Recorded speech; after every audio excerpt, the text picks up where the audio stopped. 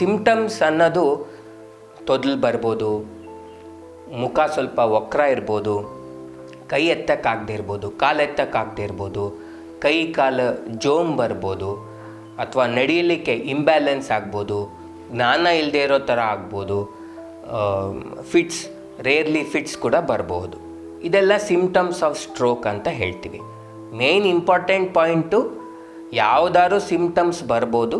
Commonly face ವಕ್ರ ಬರೋದು, ಮಾತು ತೊದಲು ಬರೋದು, ಕೈಕಾಲು ವೀಕ್ನೆಸ್ಸು ಅಥವಾ ಕೈಕಾಲು ಜೋಮು, ಮುಟ್ಟಿದ್ರೆ ಮರಗಟ್ಟಂಗೆ ಆಗೋದು, ಇದು ಕಾಮನ್ ಅಥವಾ ಇಂಬ್ಯಾಲೆನ್ಸ್ ಅಂತ ಹೇಳ್ತೀವಿ. ಓಡಾಡೋದು ಏನಾದ್ರು ತಟ್ಟಾಡಿದ್ರೆ ಅದನ್ನು ಇಂಬ್ಯಾಲೆನ್ಸ್ ಅಂತ ಹೇಳ್ತೀವಿ. ಇದು ಕಾಮನ್ ಆಗಿರುತ್ತೆ.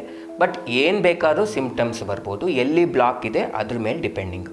ಇವಾಗ ಸ್ಟ್ರೋಕ್ ಮತ್ತು ಏನು ಬೇಕಾದ್ರೂ ಸಿಂಪ್ಟಮ್ಸ್ ಬರ್ಬೋದು ಅಂದರೆ ಮತ್ತು ಹೇಗೆ ಅಂತ ಹೇಳಿ ಒಂದು ಕ್ವಶ್ಚನ್ ಮಾರ್ಕ್ ಇರುತ್ತೆ.